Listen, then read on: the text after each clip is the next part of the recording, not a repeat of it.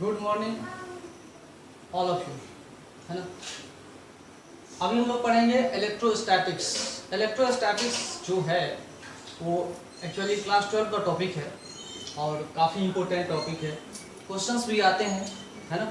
NEET में भी questions आते हैं, आईआईटी में भी क्वेश्चंस आते हैं, एडवांस लेवल के भी क्वेश्चन आते हैं इससे, और मेंस लेवल के भी क्वेश्चन आते हैं, नीट लेवल के कॉन्सेप्चुअल क्वेश्चन भी आते हैं। ठीक है, हमें पढ़ना है इलेक्ट्रोस्टैटिक्स। इलेक्ट्रोस्टैटिक्स से बाद हम लोग पढ़ेंगे current and electricity. Current and electricity, then after we will study other topics. Magnetic effects of electric current, है ना, जो पढ़ना है पढ़ेंगे। पहले हम लोग पढ़ते हैं electrostatics. What do you mean by electrostatics? Electrostatics का मतलब क्या होता है? What do you mean by electrostatics? जो हमारा टॉपिक है, करंट टॉपिक जो भी चल रहा है इलेक्ट्रोस्टैटिक्स का, इसका मतलब क्या होता है? फर्स्ट ऑफ ऑल हमें यह जानना है कि इलेक्ट्रोस्टैटिक्स का मतलब क्या होता है। तो पहले इलेक्ट्रो देखिए, इलेक्ट्रो का मतलब होता है चार्ज। ये इलेक्ट्रो का मतलब क्या होता है? चार्ज। आप इलेक्ट्रॉन भी कह सकते हो, है ना। इलेक्ट्रो का मतलब इलेक्ट्रॉन, तो इलेक्ट्रो मतलब समझो क्या है? चार्ज। कैसा चार्ज भाई? तो इलेक्ट्रिक चार्ज, है ना। ये चार्ज क्या है? इलेक्ट्रिक चार्ज है। तो इलेक्ट्रो मतलब चार्ज और स्टैटिक्स मतलब एट रेस्ट। स्टैटिक्स मतलब क्या? At rest. मतलब क्या हुआ?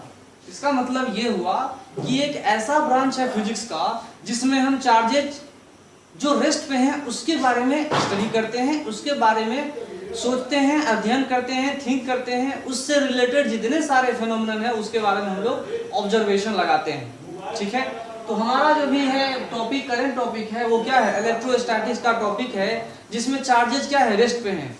All the charges will remain at rest. पहला चीज यही समझना है ना। तो ये चार्जेज जो रेस्ट पे रहेंगे, ये एक फिनोमेनन क्रिएट करते हैं, जो फिनोमेनन हमें पढ़ना रहता है इलेक्ट्रोस्टैटिक्स के अंदर में, है ना। इलेक्ट्रोस्टैटिक्स ब्रांच के अधीन में, अंदर में ही हमें बहुत सारे चीजों को पढ़ना रहता है। तो हम लोग पहले इलेक्ट्रोस्टैटिक्स का डिफिनीशन समझेंगे कि इलेक्ट्रोस्टैटिक्स किसे कहते हैं। व्हाट इज इलेक्ट्रोस्टैटिक्स, है ना। सिंपल चीजें हमें पहले समझनी होगी। What do you mean by electrostatics? तो इलेक्ट्रोस्टैटिक्स क्या है? Electrostatics is a branch of physics which deals with electrostatics is a branch of physics which deals with phenomena and properties of charges at rest. क्या है? Phenomena of properties of charges at rest or very slowly moving electric charges, very slowly moving electric charges with zero acceleration.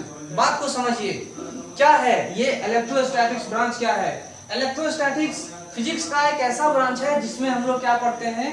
Phenomena, बहुत सारे phenomenon पढ़ते हैं। कैसे phenomenon होते हैं? कैसा फिनोमेनन है ये? ऐसे फिनोमेनन है जो चार्जेस रेस्ट पे रहते हैं वो, और धीरे धीरे चलने वाले जो चार्ज होते हैं, बहुत धीरे धीरे चलने वाले चार्जेस जिसमें जीरो एक्सेलरेशन होता है, उससे रिलेटेड जो फिनोमेनन आता है उसे हम इलेक्ट्रोस्टैटिक्स कहते हैं। This type of branch is called electrostatics. This branch is called electrostatics. ये फिजिक्स का ऐसा ब्रांच है जिसमें चार्जेस क्या है? रेस्ट पे हैं, रुके हुए हैं, या नहीं तो वेरी स्लोली, वे बहुत धीरे धीरे चलते रहेंगे, बहुत धीरे धीरे चलते रहेंगे। आप कुछ न्यूमेरिकल्स मैं आपको बताऊंगा, बेसिक कॉन्सेप्ट बताऊंगा, कुछ चीजें बताऊंगा जिसमें चार्जेस को हम लोग क्या करते हैं? बहुत धीरे धीरे लेके चलते हैं, बहुत धीरे धीरे चलाते हैं, लेकिन जीरो एक्सेलरेशन रहता है, उसमें एक्सेलरेशन नहीं होता है। इसमें एक्सेलरेटेड चार्जेस के बारे में हम लोग नहीं पढ़ेंगे। एक्सेलरेटेड चार्ज को पढ़ने का मतलब है कि उससे एक्सेलरेटेड चार्जेस प्रोड्यूसर्स वेव्स, है ना, तो हम लोग बाद में पढ़ेंगे। अभी हम लोग कर रहे हैं क्या? Charges at rest. चार्जेज जो रेस्ट पे हैं उसके बारे में हमें अभी अध्ययन करना है ना। चलिए, इसके बाद देखिए यहाँ पे बहुत सारे फिनोमेनन है। जो मैंने अभी कहा कि फिनोमेनन, ये जो फिनोमेनन है उससे जुड़ा हुआ चीज हमें पढ़ना है। तो फिनोमेनन के बहुत सारे एग्जांपल्स हैं। जब हम इलेक्ट्रोस्टैटिक्स पढ़ेंगे और जो चार्जेस रेस्ट पर हैं उससे जुड़े हुए जितने सारे फिनोमेनन है उसके बारे में हमें अध्ययन करना होगा। तो फिनोमेनन क्या क्या है वो देखिए। पहला फिनोमेनन एग्जांपल मैं आपको बता रहा हूँ। पहला फिनोमेनन देखिए, attraction with sound when we touch TV screen when switch off. जब भी टीवी स्क्रीन, जो पहले जमाने के टीवी स्क्रीन होते थे, पिक्चर ट्यूब वाले टीवी स्क्रीन होते थे, आजकल के एलईडी और एलसीडी वाले नहीं, पहले वाले जो टीवी स्क्रीन होते थे, उसको टीवी जब स्विच ऑफ होती थी तब उसको छूते थे तो क्या होता था? आवाज आता था, कड़कड़ाता हुआ आवाज आता था, क्रैकलिंग साउंड आती थी और अट्रैक्टिव फोर्स महसूस होता था। ठीक है, तो वहां क्या होता है? वहां इलेक्ट्रोस्टैटिक्स फील होती है, फिनोमेनन प्रोड्यूस होता है, क्योंकि जो इलेक्ट्रॉन जाता है पिक्चर ट्यूब से उस स्क्रीन के ऊपर जाता है ना, जो फोटो स्क्रीन है, जहाँ पे जिस टीवी स्क्रीन पे जब इलेक्ट्रॉन्स पहुंचते हैं तो चार्ज बन जाता है, जगह क्या बन जाता है, चार्ज बन जाता है। जब उसको छुएंगे तो क्या होगा, क्रैकलिंग साउंड देगा, है ना, क्रैकलिंग साउंड आएगा, चार्ज ट्रांसफर हो सकता है हमारे बॉडी से जमीन में, चार्ज ट्रांसफर हो सकता है ना। तो ये जो फिनोमेनन ऑब्जर्व किया गया है वो इलेक्ट्रोस्टैटिक्स में ही ऑब्जर्व किया जाता है ना। This type of observation is observed in electrostatic. इस तरह के फिनोमेनन को हम लोग इलेक्ट्रोस्टैटिक्स में ही ऑब्जर्व करते हैं, देखते हैं, महसूस करते हैं और अध्ययन भी करते हैं, समझते भी। ठीक है, चलिए आगे आगे पढ़ते हैं। थंडर स्टॉर्म्स, बादल का गरजना। बादल का गरजना जो है वो क्या है, जब बादल गरजती है तो जब बादल गरजती है तो क्या होता है, एक बादल पॉजिटिव चार्ज बन जाता है, दूसरा क्या होता है, निगेटिव चार्ज हो जाता है। अब जब दोनों टकराएंगे तो क्या होगा, साउंड क्रिएट होगा, एनर्जी क्रिएट होगी, है ना, क्या स्पार्क होगा जिसको हम लोग थंडर स्टॉर्म्स बोलते हैं, बादलों का गरजना। ये सब इलेक्ट्रोस्टैटिक्स के अंतर्गत ही हमको पढ़ना रहता है। ठीक है, जब एक लेयर दूसरे से घर्षण करते हैं, जब हाथ को भी हम रगड़ेंगे तो क्या होगा, जब हाथ को हम रगड़ रहे हैं तो क्या होगा, एक्चुअली एक सरफेस से दूसरे सरफेस में चार्जेस ट्रांसफर हो रहे हैं। क्या ट्रांसफर हो रहा है, चार्जेस। और इलेक्ट्रॉन मान लो ट्रांसफर हो रहा है। सबसे छोटा चार्ज क्या होता है, इलेक्ट्रॉन, उसकी मास ही बहुत कम होती है।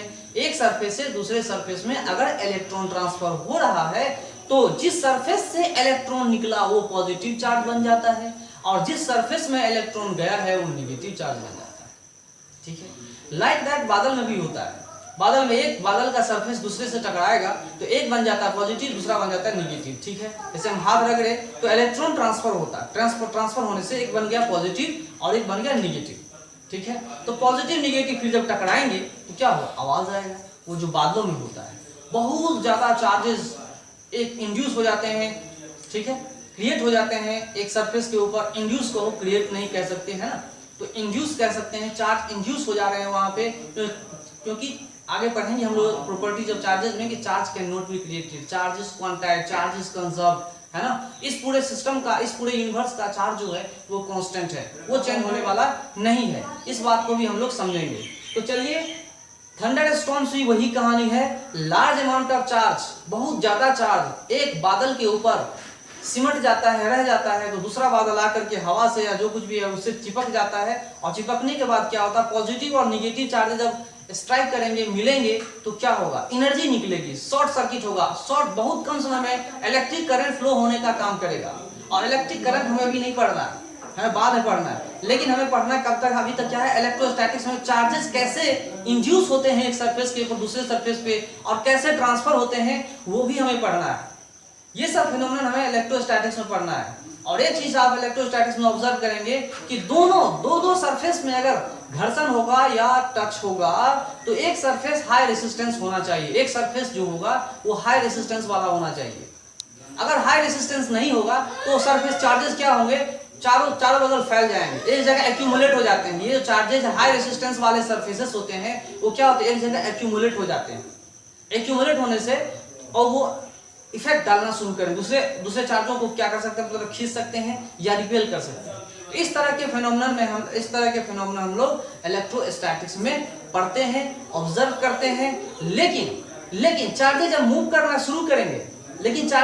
करना शुरू करेंगे तो एक नया टॉपिक बन जाता है, जिस टॉपिक को हम लोग बोलते हैं करंट एंड इलेक्ट्रिसिटी। उस टॉपिक को हम लोग बोलेंगे करंट एंड इलेक्ट्रिसिटी, है ना। वो एक अलग टॉपिक है, अलग चैप्टर है, जो इसके बाद हम लोग पढ़ाएंगे। पहले जो है हम लोग इलेक्ट्रोस्टैटिक्स के बारे में समझते हैं कि कैसा ब्रांच है। अब आपकी समझ में आ गया होगा कि एक ऐसा ब्रांच है जिसमें चार्जेस क्या होते हैं, रेस्ट पे रहते हैं, और जो रेस्ट पे चार्जेस रहेंगे वो आसपास इलेक्ट्रिक फील्ड क्रिएट करेंगे। फिर इलेक्ट्रिक फील्ड क्रिएट होने के बाद इलेक्ट्रिक फोर्स एक्सपीरियंस होता है।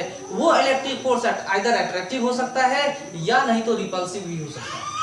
ये ठीक है, ये जो थंडर स्टॉर्म्स होते हैं, बादल का गरजा, हमें बता रहे थे कि फोर्सेस के बारे में, है ना। फोर्सेस अट्रैक्टिव भी होता है, रिपल्सिव भी होता है, तो चार्ज पार्टिकल्स के बीच में होता है। ये सब फिनोमेनन हमें इलेक्ट्रोस्टैटिक्स में ही पढ़ना है ना। ये सब फिनोमेनन, चार्ज कैसे ट्रांसफर होते हैं, what are the methods of charges transfer, charges exchange होते हैं, ये सब हमें इलेक्ट्रोस्टैटिक्स में ही पढ़ना है। कैपेसिटेंस पढ़ना है, इलेक्ट्रिक पोटेंशियल पढ़ना है, इलेक्ट्रिक पोटेंशियल एनर्जी पढ़ना है ना। ये सब हमें इलेक्ट्रोस्टैटिक्स के अंतर्गत ही पढ़ना है। फिर चलिए हम लोग देखिए एक एग्जांपल मैं आपको बता रहा हूँ। ये क्या है, spontaneous explosion of grain silos. जो ग्रेन सिलोज है उसका अचानक फटना, ये भी इलेक्ट्रोस्टैटिक्स के अंतर्गत ही आता है। Damage of electronic components during manufacturing. बहुत सारे इलेक्ट्रॉनिक कंपोनेंट्स होते हैं जो डैमेज हो जाते हैं, वो भी हमें इलेक्ट्रोस्टैटिक्स में ही पढ़ना है। इसमें भी चार्ज ट्रांसफर की वजह से चार्जेज जो रेस्ट करते हैं उसके वजह से होता है। आगे चलिए यहाँ पर ऑपरेशन ऑफ फोटोकॉपियर। जितने सारे फोटोकॉपियर्स होते हैं, जिरोक्स मशीन जो होते हैं, ये भी इसी प्रिंसिपल पे, इसी सिद्धांत पे चलते हैं। तो इलेक्ट्रोस्टैटिक्स काफी इंपॉर्टेंट टॉपिक है, पढ़ना है हमें, है ना। और बहुत सारे एग्जांपल्स आप लाइफ में देखते होंगे, बचपन में भी ऑब्जर्व करते होंगे। जो अपने कंघी, जो हम लोग कंघी को यूज करते हैं, कंघी जो होता है ना कॉम, वो यूज करते करते आप बहुत ज्यादा यूज करते हैं, तो बहुत ज्यादा यूज करने के बाद उसे कागज के टुकड़ों, छोटे छोटे कागज के टुकड़ों के नजदीक लाते हैं, तो कागज के टुकड़े को खींचने का कैपेसिटी हो रखता है। इस तरह का ऑब्जर्वेशन आप लोग काफी देखे होंगे, ऑब्जर्व करते होंगे, है ना। अगर इस प्लास्टिक को रब किया जाए, तो इससे इलेक्ट्रॉन ट्रांसफर होंगे, ये भी चार्ज हो सकता है। प्लास्टिक के जो पैकेट होते हैं, प्लास्टिक के पैकेट भी रब करने के बाद, घिसने के बाद, चार्ज बनाने के बाद, उसमें चार्ज इंड्यूस्ड होने के बाद वो भी अट्रैक्टिव फोर्स एक्सपीरियंस करता है या तो रिपल्सिव फोर्स दे सकता है। ठीक है, तो इस तरह के ऑब्जर्वेशन हम लोग डेली लाइफ में देखते हैं, कोई आश्चर्य की बात इसमें नहीं है ना। इसको हम लोग पढ़ते हैं इलेक्ट्रोस्टैटिक्स के अंतर्गत। फिर हम लोग पढ़ेंगे चार्जेस के बारे में, what is charge, what is electric charge, है ना। Okay,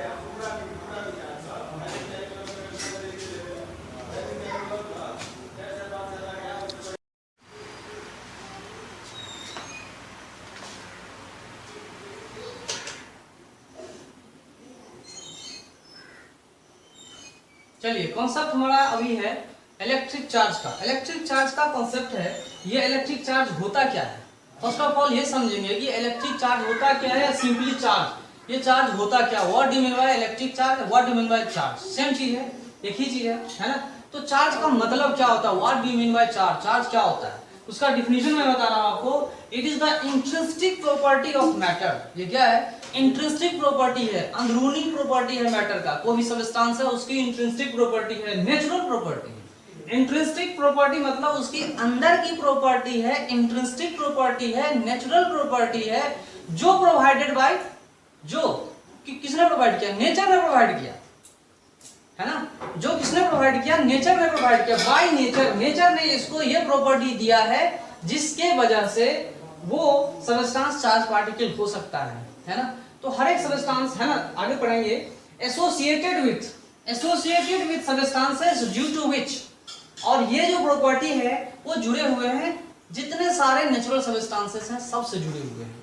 associated with substances due to which it produces and experiences electric field, electric effects and magnetic effect, जिसके वजह से इलेक्ट्रिक एंड मैग्नेटिक इफेक्ट्स को प्रोड्यूस भी किया जाता है और एक्सपीरियंस भी किया जाता है। दोनों चीजें समझेंगे। ये क्या है, intrinsic property of matter due to which, intrinsic property मतलब natural property associated with substances due to which it produces and experiences electric and magnetic effects, जिसके वजह से बहुत सारे चार्जेस इलेक्ट्रिक फील्ड भी क्रिएट करते हैं, मैग्नेटिक इफेक्ट्स भी क्रिएट करते हैं। इलेक्ट्रिक फील्ड क्रिएट करते हैं और इलेक्ट्रिकल इफेक्ट में इलेक्ट्रिक करंट भी प्रोड्यूस करते हैं, इवन मैग्नेटिक इफेक्ट्स भी प्रोड्यूस करते हैं। चार्जेस का यही कहानी है ना।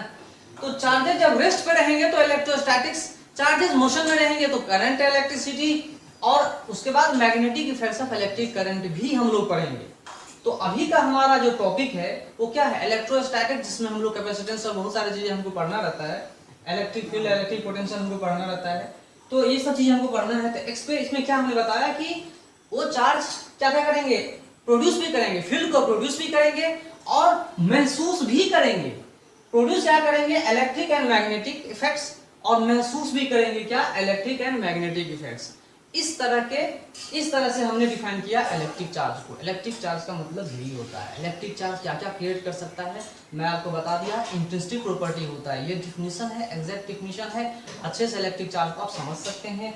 ये ऐसा डिफिनीशन है जिससे आपको इलेक्ट्रिक चार्ज के बारे में जो कॉन्सेप्ट है वो क्लियर हो जाएगा, साफ हो जाएगा, अच्छा हो जाएगा। आगे चलते हैं। ये जो कॉन्सेप्ट आया कैसे आता है, कोई बॉडी चार्ज है, कोई बॉडी न्यूट्रल है, कॉन्सेप्ट आया कहां से?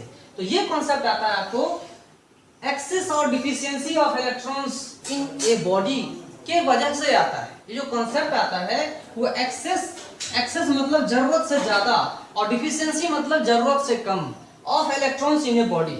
इस कॉन्सेप्ट को हम लोग समझेंगे। जितने सारे सबस्टेंसेस नेचर में बनाए गए हैं, all the substances are made up of atoms, है ना। जो सबसे छोटा पार्टिकल होता है एटम्स होते हैं, उससे भी छोटा पार्टिकल्स क्या होता है, न्यूक्लियस होता है, न्यूक्लियस से भी छोटा क्या होता है, इलेक्ट्रॉन होता है। ये सब हम लोग जान चुके हैं। इवन इलेक्ट्रॉन्स को भी तोड़ा गया, एटम्स को भी तोड़ा गया। एटम्स का मतलब होता है इनडिविजिबल, लेकिन आजकल एटम्स को भी तोड़ के दिखाया गया और एटम्स को तोड़ करके देखा गया। तो एटम्स भी इन सब चीजों से बने हुए हैं। एटम्स के अंदर प्रोटॉन है, इलेक्ट्रॉन है ना। तो चलिए यहाँ पे हम लोग ऑब्जर्व करते हैं। ये देखिए हमारा एटम है, जिसको हम लोग क्या बोलते हैं, परमाणु बोलते हैं, एटम है ना। ये बीच में जो सेंट्रल पार्ट है, जिसमें 99.99% मास किसी भी एटम का न्यूक्लियस के अंदर होता है और उसकी वॉल्यूम क्या होती है, ज्यादा से ज्यादा इसकी 99.99% क्या है, इसका मास है। लेकिन स्पेस कितना ऑक्युपाई करता है, बहुत कम, 0.0001% है ना। तो स्पेस बहुत कम है, मास सबसे ज्यादा है, मतलब इसकी इस न्यूक्लियस की डेंसिटी वेरी बहुत ज्यादा हाई होती है। न्यूक्लियस की डेंसिटी क्या होती है, बहुत ज्यादा हाई होता है। और इस न्यूक्लियस के चारों बगल क्या करते हैं, इलेक्ट्रॉन चक्कर काटते रहते हैं, है ना। ये हमारा एटम है। इस एटम के चारों बगल इलेक्ट्रॉन चक्कर, इस प्रोटॉन के इस न्यूक्लियस के चारों बगल क्या चक्कर काटते रहते हैं, इलेक्ट्रॉन चक्कर काटते रहते हैं। तो ये जो न्यूक्लियस है, इस न्यूक्लियस में प्रोटॉन भी रहता है और न्यूट्रॉन भी रहता है। एक सिंपलेस्ट जो आपका न्यूक्लियस होता है हाइड्रोजन एटम का आपका, जिसमें एक प्रोटॉन पाया जाता है। न्यूक्लियस उसमें न्यूट्रॉन्स नहीं होते हैं, इसमें न्यूट्रॉन्स भी होते हैं। तो न्यूट्रॉन्स न्यूट्रल होते हैं। न्यूट्रॉन्स जो होते हैं वो क्या होते हैं, न्यूट्रल होते हैं। तो न्यूट्रल पार्टिकल के बारे में अभी हमें नहीं पढ़ना है। न्यूक्लियस में क्या क्या होते हैं, प्रोटॉन होते हैं और न्यूट्रॉन्स होते हैं, ठीक है। यही दो चीज न्यूक्लियस में पाए जाते हैं। इस न्यूक्लियस के चारों बगल इलेक्ट्रॉन चक्कर काटते रहते हैं और ऐसे स्ट्रक्चर को हम एटम के नाम से जानते हैं। इसे हम इलेक्ट्रॉन कहते हैं, ये न्यूक्लियस है, ठीक है। तो सवाल ये है कि किसे हम न्यूट्रल बोलेंगे और किसे हम चार्ज पार्टिकल बोलेंगे। तो जिस एटम से, जिस सबस्टेंस में number of proton is equal to number of electron, जिस सबस्टेंस में प्रोटॉन का नंबर इलेक्ट्रॉन के नंबर के बराबर हो जाए, ऐसे सबस्टेंस न्यूट्रल कहलाएंगे, अनचार्ज बॉडी कहलाएंगे, जिसका चार्ज 0 हो जाएगा।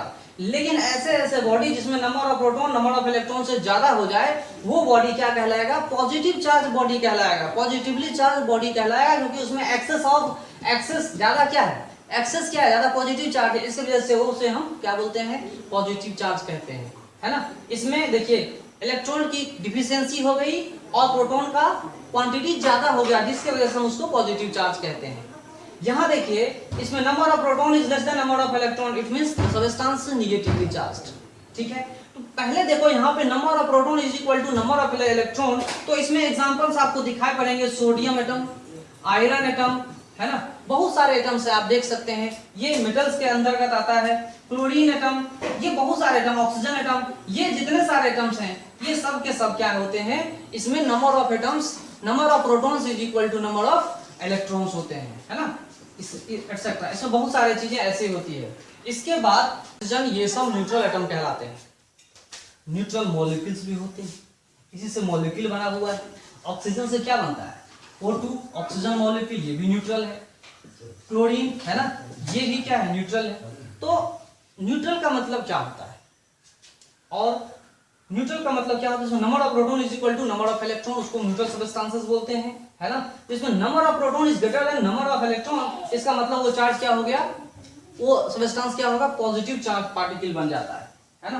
तो यहाँ आप देखिए कि number of proton is greater than number of electron. तो यहाँ सोडियम को देखिए, सोडियम आसानी से इलेक्ट्रॉन लूज कर लेता है, तो आसानी से इलेक्ट्रॉन लूज करने की वजह से Na+ लिख सकते हैं। आयरन भी इलेक्ट्रॉन लूज कर सकता है Fe, और या नहीं तो Fe++2 2+ हो जाता है ना।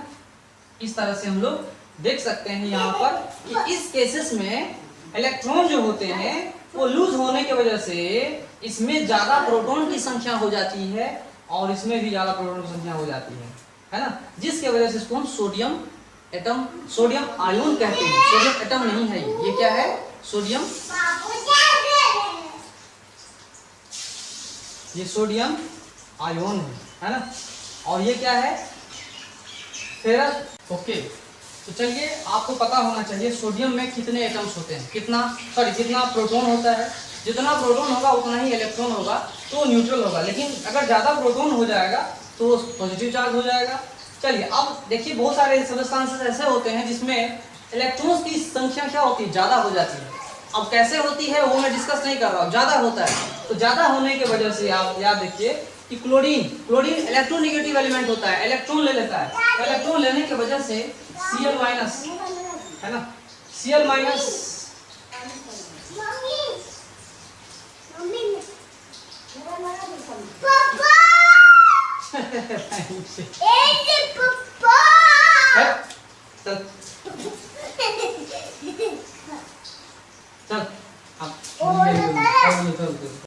तो इसमें चलिए अब क्या करते हैं, यहाँ पे क्लोराइड आयन है। क्लोराइड आयन में एक्सेस ऑफ इलेक्ट्रॉन्स होता है, इसमें ज्यादातर इलेक्ट्रॉन्स होते हैं। एक्सेस ऑफ इलेक्ट्रॉन, जितना प्रोटॉन है उससे कहीं ज्यादा इलेक्ट्रॉन होता है, इसलिए क्लोराइड आयन बोलते हैं, है ना। ऑक्सीजन का भी ऑक्साइड आयन है ना। तो इस तरह से हम लोग पढ़ते हैं, केमिस्ट्री में आप लोग बहुत ज़्यादा पढ़ते होंगे, है ना। तो चलिए ये सब चीज़ें हम लोग पढ़ते हैं, जानते हैं, और इसी के वजह से चार्ज आता है। एक्सेस, मैंने क्या कहा, जो कॉन्सेप्ट आया हुआ है चार्ज का वो क्या है? एक्सेस और डिफिशियंसी ऑफ इलेक्ट्रॉन्स, एक्सेस और deficiency of electrons in body, है ना। तो चलिए आप लोग आगे चलते हैं। वैलेंस इलेक्ट्रॉन, वैलेंस इलेक्ट्रॉन क्या होता है उसके बारे में थोड़ा सा हम लोग स्टडी करेंगे। ये वैलेंस इलेक्ट्रॉन क्या होता है? ये valence electron outer most electrons होते हैं एटम्स में। किसी भी एटम में जो आउटर मोस्ट इलेक्ट्रॉन्स होते हैं उसको हम लोग क्या कहते हैं? वैलेंस इलेक्ट्रॉन कहते हैं। The outer most electrons in an atom is called valence electron. Valence electron एक भी हो सकता है, दो भी हो सकता है, तीन भी हो सकता है ना। इसको हम क्या बोलते हैं? आउटर मोस्ट इलेक्ट्रॉन्स जो किसी एटम में है उसको हम क्या बोलते हैं? वैलेंस इलेक्ट्रॉन कहते हैं।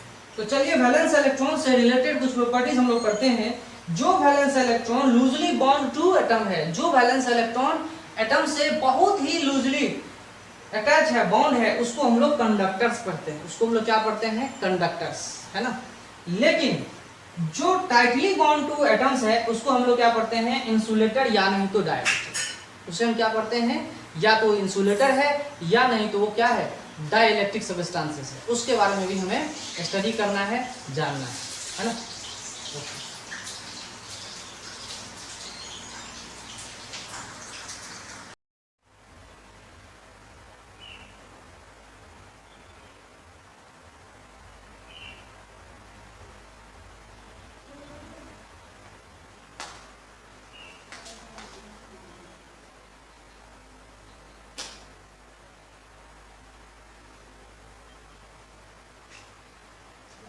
ओके, अब चार्ज का यूनिट के बारे में हम लोग स्टडी करेंगे। ये चार्ज का क्या क्या यूनिट आता है ना।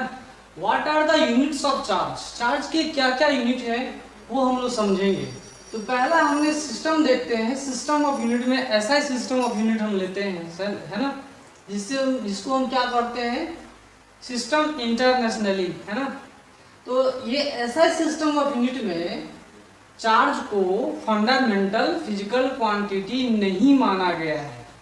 याद रखिएगा इस चीज को।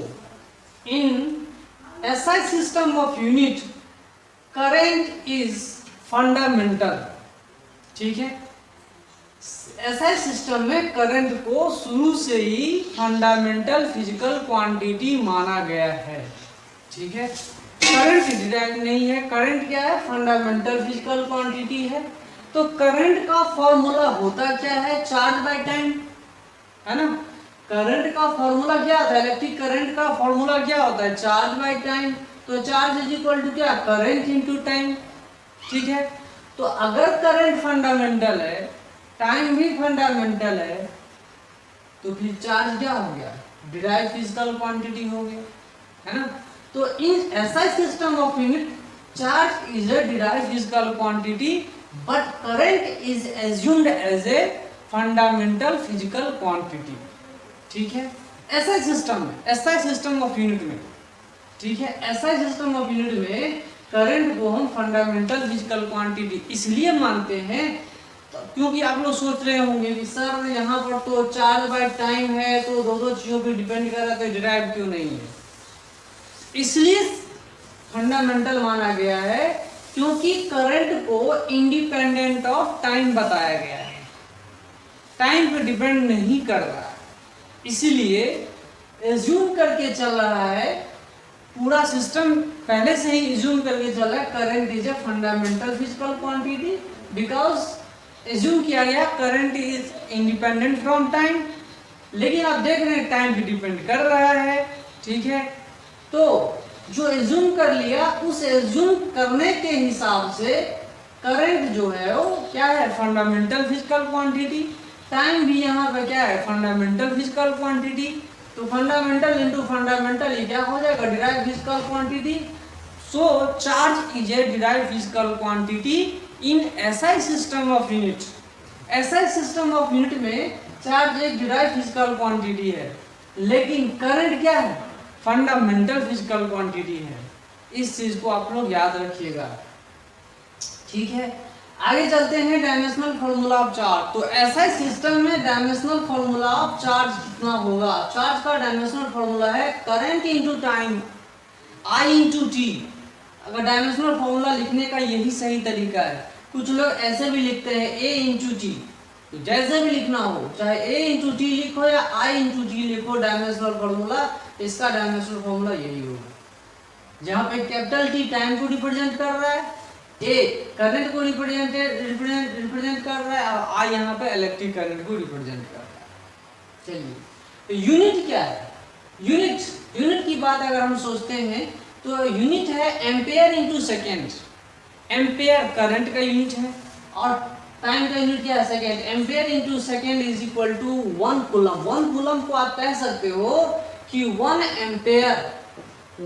एम्पेयर इंटू 1 सेकेंड, है ना।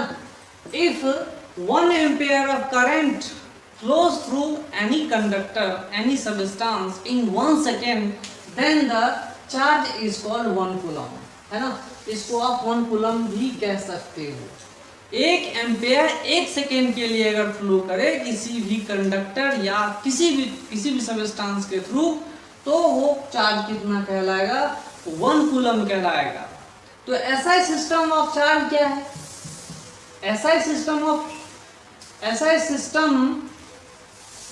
यूनिट ऑफ चार्ज क्या है भाई, कूलम, ठीक है। कूलम्स लॉ हम लोग पढ़ेंगे, उन्हीं के नाम पे ये दिया गया है ना, कूलम्स लॉ।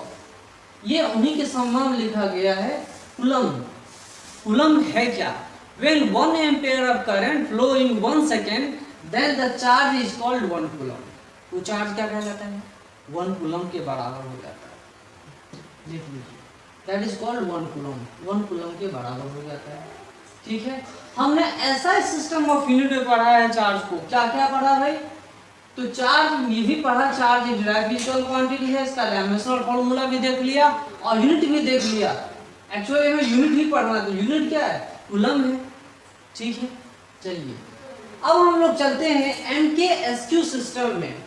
MKSQ सिस्टम क्या कहता है, MKSQ सिस्टम कहता है कि चार्ज एक फंडामेंटल फिजिकल क्वांटिटी है, just opposite of SI unit of system. SI unit के अपोजिट में MKSQ सिस्टम कहता है कि चार्ज एक फंडामेंटल फिजिकल क्वांटिटी है, जबकि करंट एक डिराइव्ड फिजिकल क्वांटिटी है।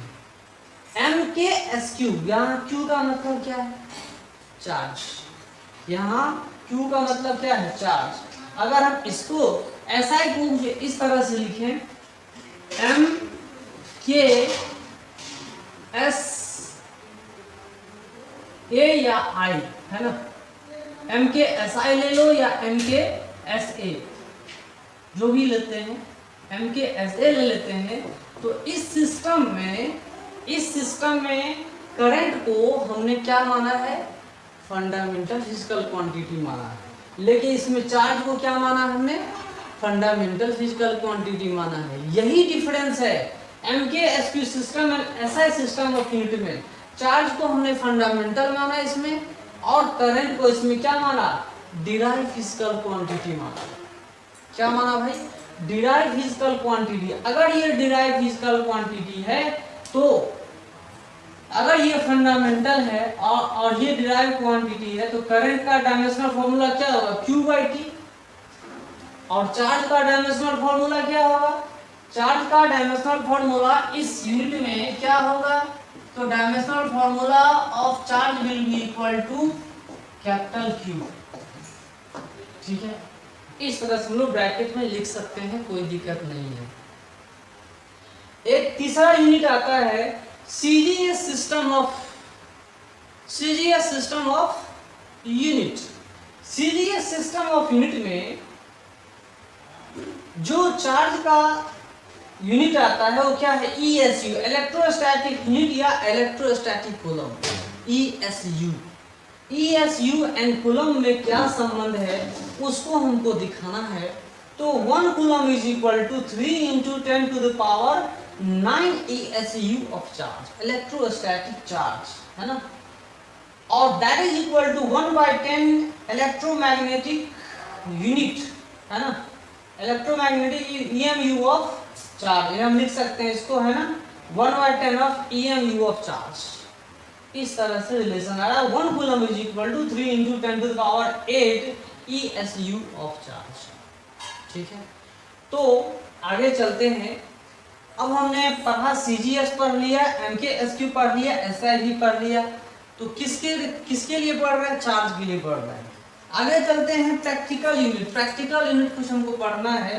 तो प्रैक्टिकल यूनिट में एम्पेयर इंटू आवर क्या है, यूनिट है। किसका यूनिट है भाई, तो एम्पेयर इंटू आवर यूनिट है चार्ज का, प्रैक्टिकल यूनिट है। जो इलेक्ट्रिसिटी बोर्ड हमारे घरों में लगता है, कमर्शियल जगहों पे जो यूनिट लगाते हैं है ना, तो इस तरह से लिखते हैं एम्पेयर इंटू आवर है ना, ये यूनिट हम इस तरह से लिखते हैं 36। तो ampere into hour is equal to 3600 coulomb. कैसे आया भाई, तो 1 एम्पेयर को आप क्या कैसे डिफाइन करोगे, और आवर इतना है। तो 1 कूलम को मैंने बताया 1 एम्पेयर इंटू 1 सेकेंड। तो 1 एम्पेयर तो ठीक है, लेकिन आवर को आप क्या करोगे, 60 इंटू 60। 1 आवर में कितने मिनट होते हैं, 60 मिनट होते हैं। और उसको सेकेंड में कन्वर्ट करेंगे तो 60 सेकेंड लिख देंगे और उसको मल्टीप्लाई कर देंगे 1 एम्पेयर से। तो ये हमारा बन जाएगा एम्पेयर, और एम्पेयर इंटू सेकेंड क्या होता है, कूलम होता है। तो इतना बन जाता है एम्पेयर इंटू आवर 3600 कूलम।